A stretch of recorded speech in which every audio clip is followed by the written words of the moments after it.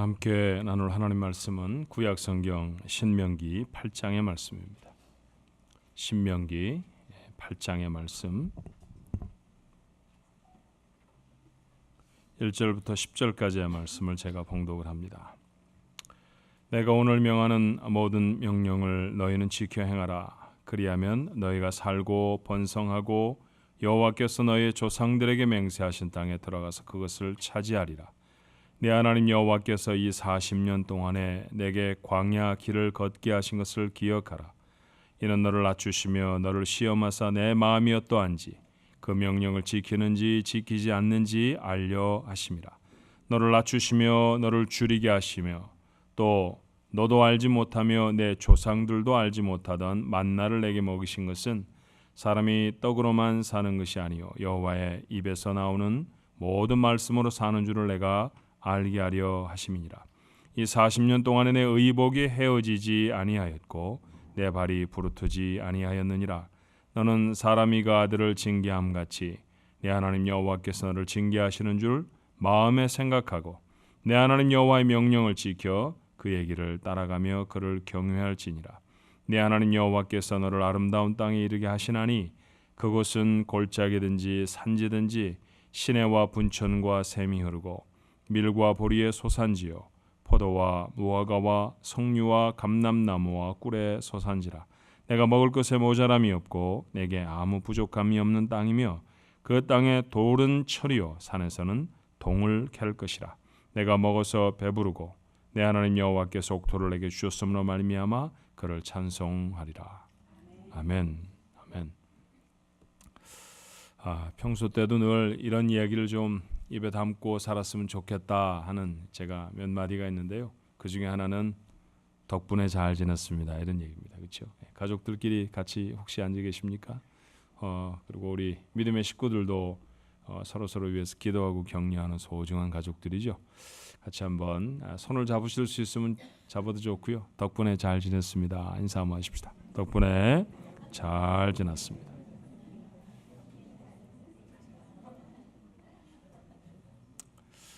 하나님의 덕분에 잘 지나고 있습니다. 올해 남은 기간도 하나님의 주신 은혜로 잘 지나게 하실 줄로 믿습니다. 누가가 기록한 본문을 통해서 우리가 예수님이 가르쳐주신 기도에 대해서 좀 살펴보았죠. 중간에 끊기가 좀 몰해서요. 특별한 일이 아니면 계속해서 한 호흡에 쭉 이어가려고 했었습니다만 그러다 보니까 중요한 날 하루 그날에 좀 말씀을 나누면서 우리가 은혜를 경험해야 하는 그런 날을 하나 지나친 것 같아요. 그것은 뭐냐 하면 지난 월요일 8월 15일 무슨 날이죠? 7월 달에 있는 미국 독립기념일을 잘 알면서 한국의 광복절은 잘 모르는 분들이 많더라고요. 미국 독립기념일이나 한국의 광복절은 사실은 같은 맥락의 날이죠. 너무너무 좋은 날이고 귀한 날입니다. 71주년이었다고 해요. 혹시 우리나라의 독립을 축하합니다 이렇게 인사해 보신 적 있습니까? 국기를 가서 흔들지도 않았고요. 애국가를 부르지도 않았습니다. 몇몇 교회는 그렇게 하기도 했다고 하는데 뭔가 예배를 드리면서 하기에는 좀 어색한 부분이 많다 그래서 하지는 않지만 그렇다고 해서 그 역사적인 사건이 담고 있는 의미조차 퇴색해서는 안 될 것 같아요. 자, 며칠 좀 지났지만 우리나라의 독립을 주신 하나님 옆에 감사하면서 우리가 그 역사적인 의미를 다시 한번 좀 살펴보았으면 좋겠어요. 1905년입니다. 1905년 일본은 이토 히로부미라고 하는 사람을 통해서 우리나라의 외교권을 박탈하죠. 대외적으로 모든 일을 일본이 수행한다라고 하는 을사보호조약. 사실은 보호한다고 했지만 우리로 말하면 너무너무 부끄럽고 창피한 그런 조약임에 분명합니다.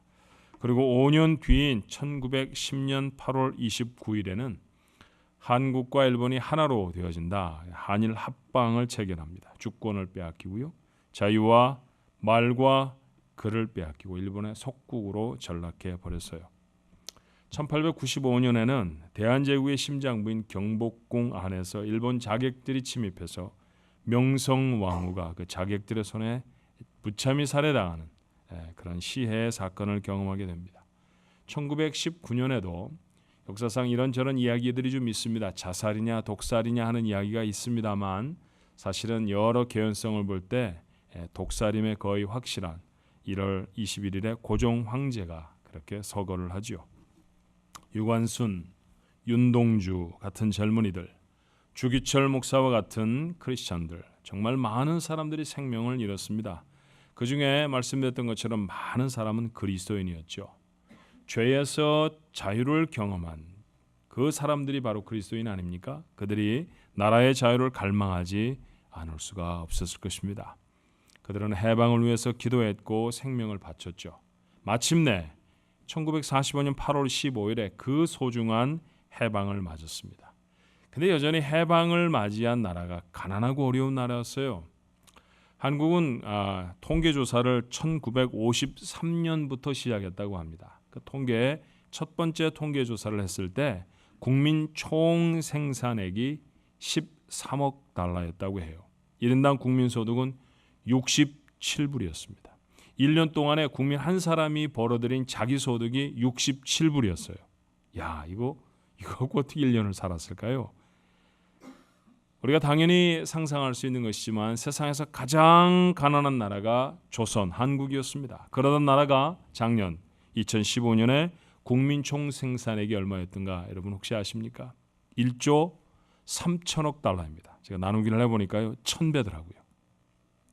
60년 정도 지났는데 1000배로 나라가 커졌습니다. 1인당 국민소득은 27,000달러가 됐어요. 67불로 한 해를 살아가던 사람들이 27,000불을 벌었습니다. 세계에서 11번째로 부유한 나라가 되어졌죠. 마침내 잘 사는 나라가 되어졌습니다. 어떤 사람들은요 더 잘 살려고 미국에 가기도 합니다. 여러분과 제가 그런 사람들 중에 하나일 거예요. 자, 전과는 비교도 되지 않을 정도의 축복의 삶을 그 시간을 살고 있는 우리들에게 감사가 있나요? 정말로 감격하며 살아갑니까? 남북한은 여전히 첨예한 긴장 상태이고 남한에는 다양한 종류의 갈등이 있습니다. 백성들로부터 가장 신뢰받지 못하는 정부, 그 정부의 거의 탑 랭크에 놓여져 있는 나라가 한국입니다. 미국에 사는 우리들에게 과연 대한민국이라는 것은, 우리나라라고 하는 것은 얼마나 의미가 있는 일일까요? 잘 살게 됐으니까 가끔씩 맛있는 음식 먹기 위해서 시간 내면 베이케이션으로 가는 나라, 그 정도가 어쩌면 대한민국, 우리나라가 되어져 버린 것은 아닐까요? 감격을 잃어버린 채 살아가는 우리들입니다. 3,500년 전에도 같은 고민을 했던 사람이 있었습니다. 모세이죠. 이스라엘 백성은 애굽의 노예로 400년을 살았습니다. 기적처럼 해방을 경험합니다. 엑소더스라고 되어져 있는 출애굽기가 그 사건들을 우리에게 기록해 보여줍니다. 그리고 이제 축복의 땅 가나안으로 가는 중이죠. 분명히 그들은 더 잘 살게 될 겁니다. 노예였던 사람들이 자주 국민이 되어질 것이고요. 자기 땅이 한 떼기도 없었던 사람들이 이제 자기들에게 주어진 땅을 경작하며 스스로의 소유들을 얻게 되어질 것입니다. 그런데 그들이 10가지 재앙에서 자신들을 하나님이 지키신 감격을 가지고 있을까요? 여전히 홍해가 갈라지고 만나를 먹었던 그 감격을 가지며 그 부유한 땅에서 살아가게 되겠습니까? 아니, 여전히 하나님의 백성으로 그들은 가나안에서 살아갈 수 있을까요? 모세는 이걸 고민하지요. 이 고민을 담아서 백성을 향해 마지막 3편의 설교를 던집니다. 그것이 바로 우리가 여기서 부분을 읽었던 신명기서의 내용이에요. 자, 그 설교 전체를 통틀어 하나의 단어로 주제를 잡는다고 하면 기억하라라는 것입니다. 기억하라. 모세가 이스라엘 백성들에게 더 부유해질 것이고 더 잘 살 것이고 자유를 만끽할 것이고 놀라운 축복의 삶을 살아갈 것인데 그곳에서 너희가 해야 할 것은 기억해야 한다라는 거예요. 뭘 기억해야 할까요? 모세가 기억하는 첫 번째는 고난의 시간을 기억하라는 것이었습니다. 오늘 본문 2절의 말씀에 보니까 내 하나님 여호와께서 이 40년 동안에 내게 광야 길을 걷게 하신 것을 기억하라라고 말해요. 광야를 걸었던 40년을 기억하라는 것입니다. 여러분, 광야가 어떤 땅인가요? 물이 없었던 곳입니다. 먹을 것이 없었던 곳이었죠. 편리하고 넉넉한 삶이 아예 불가능했던 곳이 바로 광야였습니다. 자, 저들의 고난은 광야에서만이 아니었죠. 애굽에서의 40년은 노예의 삶이었습니다. 맨발과 맨손으로 흙을 이겨서 벽돌을 만들고 성을 지어내야 했던 고단한 삶이 바로 히브리 사람들의 삶이었죠. 남자아이가 태어나면 빼앗겨서 산채로 나일강에 던져지는 것을 목격해야 했던 참혹한 삶이었습니다. 그런데 기적처럼 놓여놨습니다.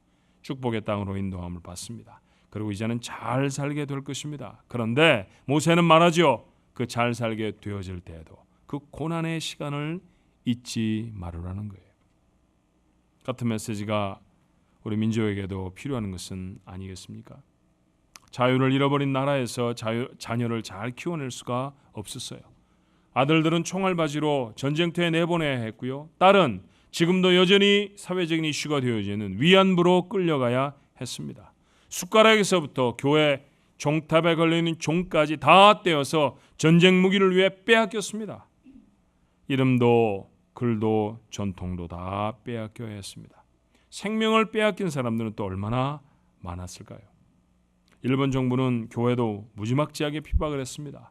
모세오경과 요한계시록은 아예 성경에서 읽지 못하도록 삭제해버렸어요. 겨우 복음서만 읽게 했습니다. 교회에서도 예배 전 일본 국기에 절을 하게 했고요. 신사 참배라는 것 강요하게 했습니다. 1943년 해방되기 불과 이태 전이죠. 9월부터는 주일 밤에 또 수요 기도회에 모이는 것 금지합니다. 교회에 있었던 민족 지도자를 잡아 가두고 1945년 8월 18일에 그들을 모두 다 학살할 계획을 세웠습니다. 만약에 해방이 일주일만 늦춰졌다고 하면 교회의 그 멋진 민족 지도자들은 한 번에 다 죽었을 것입니다. 우리의 역사 속에 그렇게 고통스럽고 그렇게 절망적인 시절이 있었습니다. 또 조금 더 생각해 보면 이것은 우리의 영적 이야기이기도 하지 않습니까? 우리의 개인에게도 영적 고난의 시간이 있었습니다. 전에는 하나님의 백성이 아니었고요. 전에는 하나님의 긍휼을 얻기에도 부족한 사람들이었습니다. 베드로는 이렇게 말해요. 너희가 전에는 백성이 아니더니 이제는 하나님의 백성이요 전에는 긍휼을 얻지 못하였더니 이제는 긍휼을 얻은 자니라. 전에는 하나님이 불쌍하다고 여겨주는 그런 사람들이 아니었습니다. 전에는 인생의 참된 목표와 목적이 무엇인지 알 수 없는 사람이었지요. 진노의 자식들이요 열방으로 나아가던 사람들이었습니다. 바울이 에베소 교회에 보내는 편지를 통해 우리의 지난날의 삶의 모습을 이렇게 이야기해요.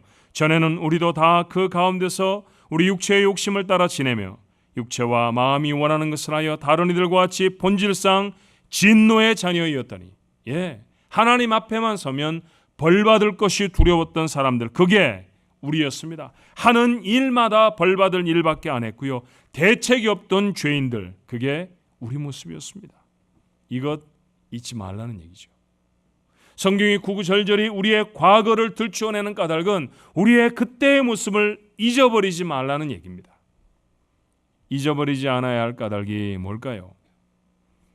오늘 모세는 신명기 8장 2절 본문의 말씀에 그 까닭을 이렇게 말합니다. 내 하나님 여호와께서 이 40년 동안에 내게 광야 길을 걷게 하신 것을 기억하라. 이유가 뭔가요? 이는 너를 낮추시며 너를 시험하사 내 마음이 어떠한지 그 명령을 지키는지 지키지 않는지 알려 하심이라. 우리를 낮추시기 위함이었다고 말합니다. 우리의 지난날의 고통스러웠던 삶을 기억하는 까닭은 우리를 낮추시기 위함이라는 것이죠. 그렇게 낮아진 삶을 우리는 겸손이라고 말하지 않습니까? 겸손해야 비로소 하나님을 봅니다. 하나님의 은혜이죠. 그래서 모세는 다시 권면합니다. 하나님의 은혜를 기억하라고 말해요. 40년의 광야의 삶은 고단한 것이었어요. 그런데 지날 수가 있었습니다. 이유가 무엇이었을까요?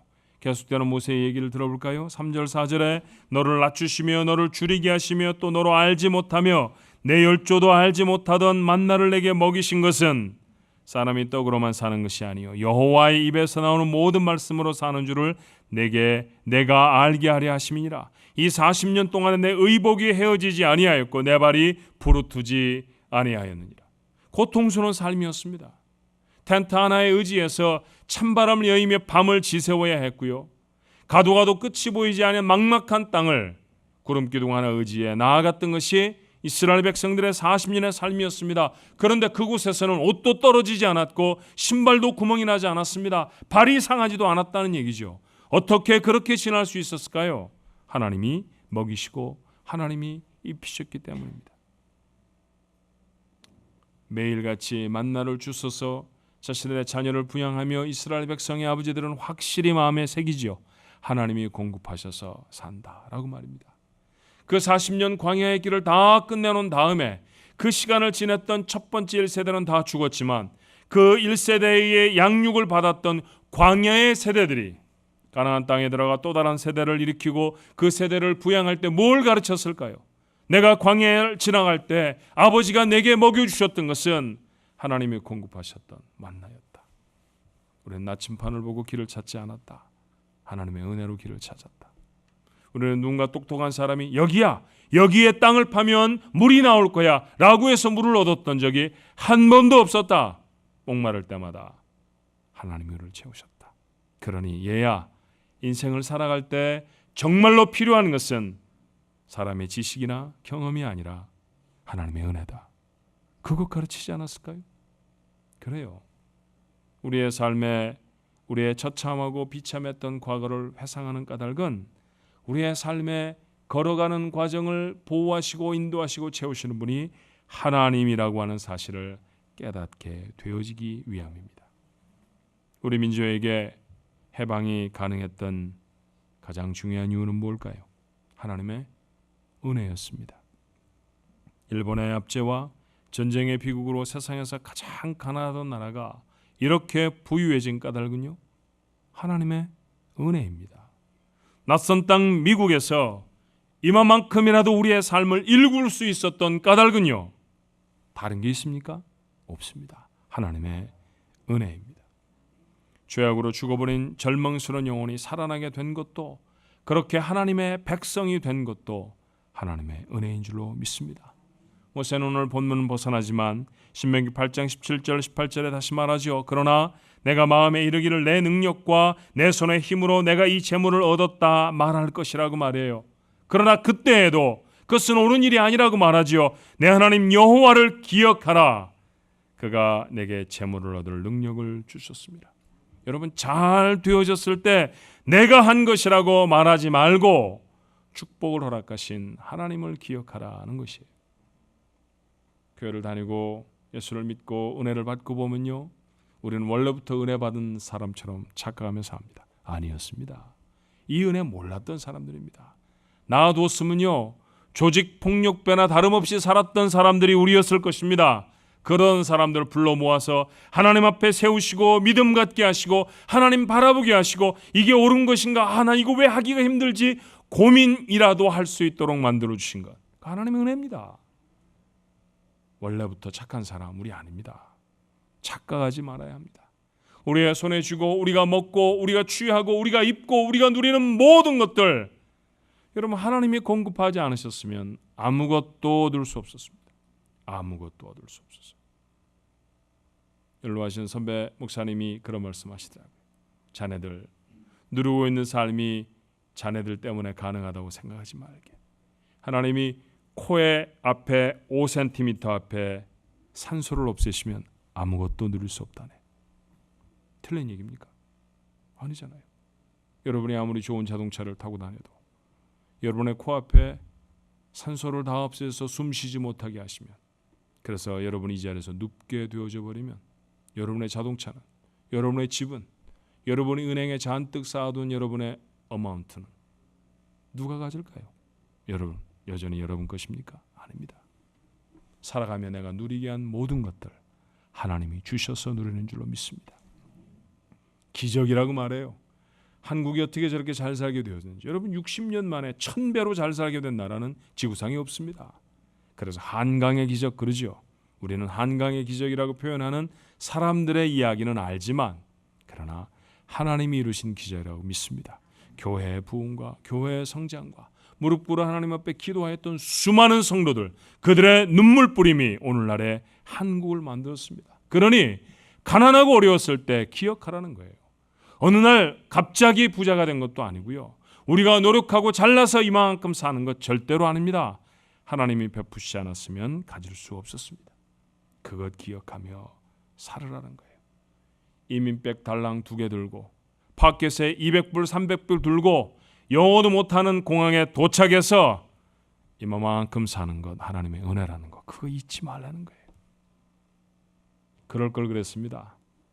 여러분이 내리신 곳이 어디였든지, 그것이 하와이의 공항이었든지 아니면 뉴욕의 존 F 케네디였든지 아니면 샌프란시스코의 공항이었든지요, 공에서 내릴 때 그 시커먼 더블백 세단으로 지퍼 열어서 이만큼 세워놓고 옆에 기념사진 하나씩 찍을 걸 그랬습니다. 그 형편없는 모습들 크게 확대해서 잊어버리지 않도록 화장대에 턱 붙여놓고 나 이랬었다, 그거 잊어버리지 않았었으면 그러면 좀 더 괜찮은 믿음의 사람 되지 않았을까, 그런 생각 해봅니다. 사랑하는 성도 여러분, 우리는 하나님의 은혜 기억하며 삽니까? 한국 사람들이 교회를 향해 돌을 저리도 쉽게 던지는 것을 보면 아닌 것 같아요. 독립선언서 33명이 사인을 했습니다. 독립선언서를 만들고 독립하자고 나가서 외쳤던 사람들, 그 33명의 민족 대표 중에 16사람은 크리스천입니다. 교회가 아니었으면 해방 못됐습니다. 무릎 꿇고 피 흘린 사람들, 그 성도들이 아니었으면 우리나라 독립 없습니다. 그런데 그거 한국 사람들 기억합니까? 기억 못하는 것 같아요.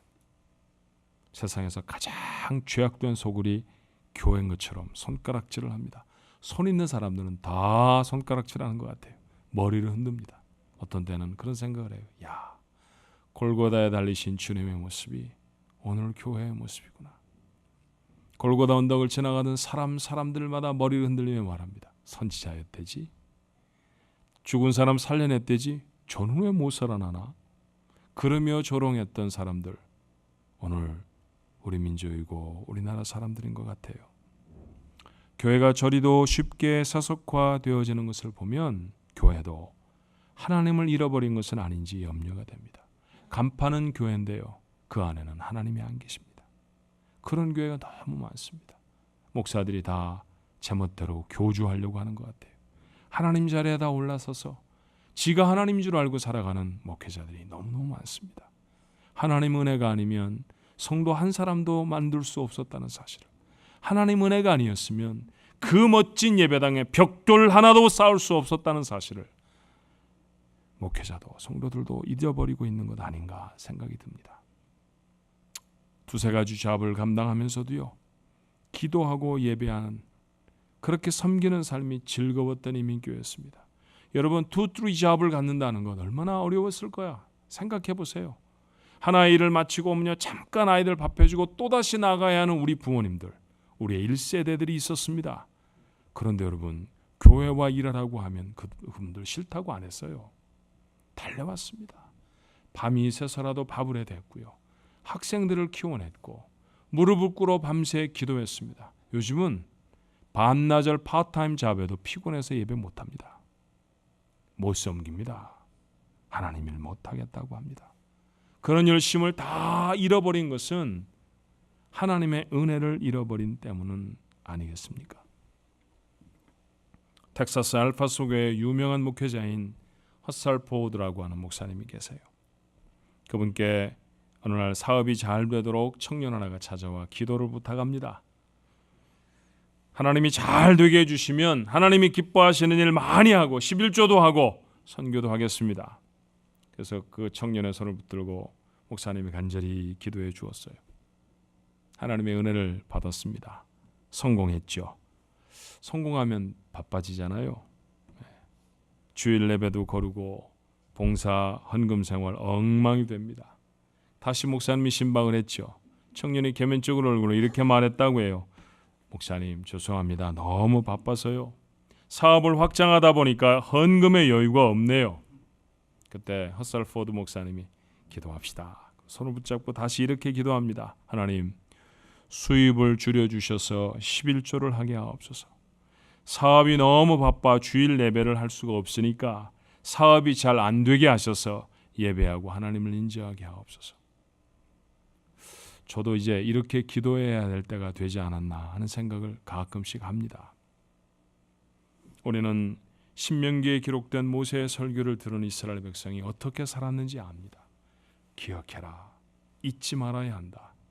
그들은 예언대로 하나님의 축복대로 가나안 땅에 들어갔고 하나님이 그들에게 주시고자 하시는 것 다 누렸습니다. 기억했나요? 기억하지 못했습니다. 잊어버렸습니다. 하나님을 떠나버렸습니다. 풍요롭게 되어진 백성들 하나님 잊어버렸고 그리고 그 마침은 망함이었어요. 이반 데니소비치의 하루라고 하는 유명한 소설을 써서 노벨 문학상을 받았던 소련의 반체제 작가 알렉산드르 솔제니친이라는 사람, 여러분 우리가 이름을 기억합니다. 종교 부문에 있어서 노벨상이라고 말하는 템플턴 상을 1983년에 수상을 해요. 그 수상식에서 연설하는 내용 중에 정말 도전이 되는 말, 이런 말이 있었습니다. 제가 어렸을 때 어른들이 러시아에 닥친 큰 재난에 대해 말한 것을 나는 기억합니다. 그들은 이렇게 말했죠. 사람들이 하나님을 잊은 거야. 그래서 이런 일이 일어나잖아 라고 말입니다. 그 후에 나는 50년간 러시아 혁명사를 연구했습니다. 수백 권의 책을 읽고 수백 명의 증언을 수집했지요. 이를 토대로 8권의 책을 썼습니다. 그런데 누군가가 6천만의 백성을 집어삼킨 이 잔인한 혁명의 원인이 무엇이냐고 묻는다고 하면 사람들이 하나님을 잊어버린 거야. 그래서 이런 일이 일어나잖아 라고 밖에는 말할 수가 없습니다. 러시아는 한때 정치, 경제, 종교, 문학, 예술에서 단연코 앞서가던 민족이었습니다. 그런데 하나님을 잊어버렸을 때 망하고 말았어요. 하나님을 잊어버리면 망합니다. 우리나라, 우리 민족에게 독립을 주신 나를 생각하며 하나님이 주신 그 은혜를 잊어버리면 민족이 망한다는 사실로 우리 하나님 앞에 중보하며 기도해야 할 것입니다. 하나님이 구원의 은혜를 베풀어 주시고 먹이시고 입히시고 이 풍요로운 삶을 살게 해주셨다는 사실, 그거 잊어버리면 개인의 나의 삶도 망할지 모릅니다. 동부에 살 때 친구들하고 친구 목사님들하고 메릴랜드라는 곳에 고기를 잡으러 갔습니다. 저는 이 낚시를 못해요. 그래서 제가 낚싯대를 이렇게 돌려갖고 있으면 줄에다가 그 지렁이를 만지는 게 상당한 노력이 필요하고 담력이 필요하다는 사실을 그때 알았어요. 바늘을 다 감추도록. 그래서 목사가 어떻게 저렇게 잔인하나 생각을 하면서요, 그 지렁이를 다 끼워서 던져. 그럼 친구가 그럼 탁 던져주죠. 그 고기를 잡는데 잘 잡히더라고요. 근데 잡는 그 족족 다 어망에 넣지는 못합니다. 왜냐하면 고기의 크기를 구분을 해서 그 작은 고기 잡았다가는 벌금을 어마어마하게 내야 돼요. 그래서 작은 고기는 다시 돌려보내줍니다. 근데 여러분 정말 재미난 경험을 하나 하게 되어졌어요. 고기를 딱 잡아서 놓고 보면 작은 고기라 놓아줍니다. 그럼 여러분 이렇게 입 같은 데 푹 찔리니까 뭐 고기가 이렇게 피는 많이 안 나도 피가 좀 보이고 구멍도 좀 나고 그러잖아요. 근데 그 다음에 다시 잡아보면요, 조금 전에 그 고기예요. 그 고기가 다시 잡혀온 거예요. 그러니까 그 고기를 놓아주면서 야, 너 말고 좀 등치 큰 놈 데려와. 그러면서 다시 친구들이 놓아줍니다. 몇 번이나 똑같은 물고기를 계속 잡게 되는 거예요. 여러분 왜 그럴까요? 조금 전에 그 미끼 물고서는 죽을 뻔했습니다. 그리고 물에 놓여졌으면 물어야 합니까? 안 물어야 합니까? 안 물어야지요. 기억을 해야 할 거 아닙니까? 그런데 다시 물속에 미끼가 떨어지면 또 집어 삼킵니다. 물고기의 지능은 0.4래요. 기억력은 3초랍니다. 우리가 물고기처럼 살아서는 안 되잖아요. 베푸신 은혜 기억해야죠. 얼마나 고통스럽고 고난의 삶을 살았던지 기억해야 하지 않습니까? 그걸 기억하는 민족, 그걸 기억하는 크리스천은 다르게 살 수 있습니다. 한 나라의 해방을 이루신 분 하나님이시죠. 그 나라를 잘 살게 하신 분도 하나님이십니다. 그 나라 백성의 하나로 하나님의 자녀가 되게 하신 분도 하나님이십니다. 그런 나를 오늘까지 먹이시고 입히신 분 하나님이십니다. 나를 구원해 자녀를 삼으신 분도 하나님이십니다. 모세는 유언처럼 우리를 권해요. 얼마나 고통스러운 삶을 살았던지를 그 가운데서 건지시고 지키신 하나님의 은혜, 그거 기억하라고 말이죠. 잊어버리는 자는 망할 것입니다. 그러나 기억하는 자는 약속의 축복을 얻을 것입니다. 나라의 독립을 기념하는 날을 지났습니다. 애국가를 제창하지 않아도, 태극기를 흔들지 않아도 우리 마음속에 고통스러웠던 삶을 기억하고 그 삶을 청산하게 주신 하나님의 은혜를 기억하면 그날을 값지게 지나는 사람 될 줄로 믿습니다. 나라, 민족의 독립만이 아니라 우리의 영혼의 독립을 허락하신 우리 하나님의 은혜도 함께 기억하면서 하나님 앞에 다시금 자신의 삶을 겸손히 여미고 하나님의 원하시는 삶을 힘있게 살아낼 수 있는 그런 우리 가족들 되시기를 주님의 이름으로 축원합니다. 기도하십시다. 희망이 없던 대한민국에 하나님이 은혜를 주시어서 독립하게 하셔서 감사합니다. 71년이나 지난 일이잖아. 우리 그렇게 말할 수 없습니다. 71년 전이라 할지라도 오늘과 같이 생생하게 그날에 베풀어 주신 하나님의 은혜를 잊지 않게 하여 주시옵소서. 독립하지 못했을 때, 일제가 지배하고 있었을 때 그 삶이 얼마나 비참했는지를 우리는 역사를 통해 압니다.